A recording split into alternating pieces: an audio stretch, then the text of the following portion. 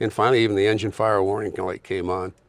I had a choice back then, with this age-old adage that we have in naval aviation that it's generally inadvisable to eject over an area that you just bombed. So trying to get as far away from there as I possibly could, we started heading west. I elected not to go east, which would have taken me back over South Vietnam to the South China Sea.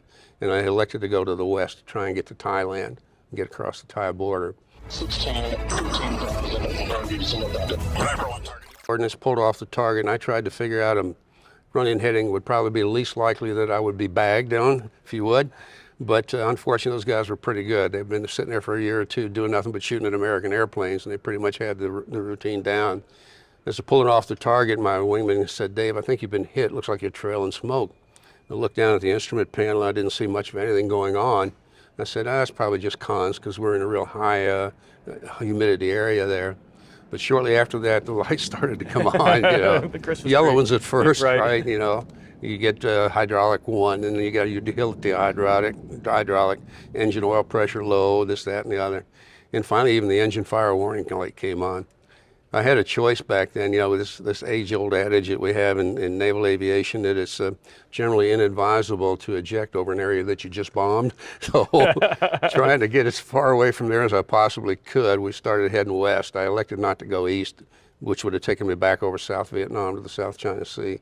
And I elected to go to the west to try and get to Thailand and get across the Thai border. I locked the throttle down at about 92% RPM, trying not to accelerate or decelerate the engine, seeing if I could lock the lubrication in as much as I could on the bearings and all. Right. And that J57 engine ran for about 5 to 6 minutes for me with very low or no oil pressure. It was really a lifesaver, to say the least.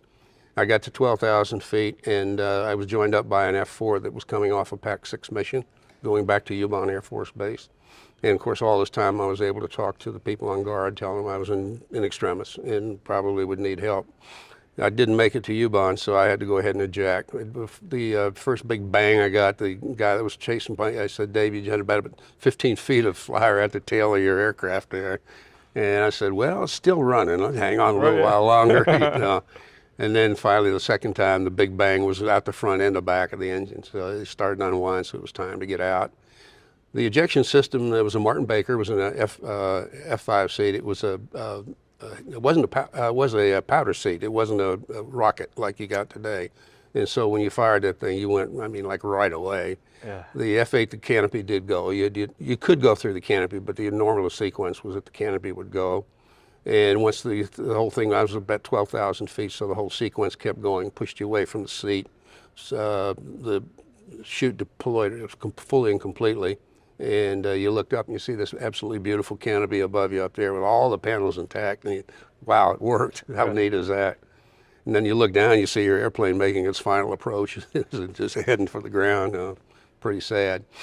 But I was hanging there in the straps for a good while at 12,000 feet. You got a lot of time in the straps. 12 minutes, 13 Yeah, minutes. and you worry a little bit. The Marcus of Queensbury rules were off over there. They'd take pot shots at you hanging in the straps, no doubt. But luckily, I'd gotten far enough away from the bad guys. I didn't have to worry about it. Misjudged the ground, and my knee came up and hit my chin, split my lip. But that's the worst of it. I walked away from it without any problems after that. You've got a couple of thoughts. You go down there, you say, well, I don't see anybody around here, but now if I hit the ground and there is somebody there, do I want to start a firefight with my little 38 snub nose against some guy with an automatic weapon, Right. So you hit the ground, and the first thing you're looking for is someplace to hide. So I found some scrub brushes to hide under. Left the chute, left my escape or my seat back, all the survival gear and everything. Just let it scattered all over the wall, all over the place, and just went looking to hide you wouldn't hide in the bush somewhere.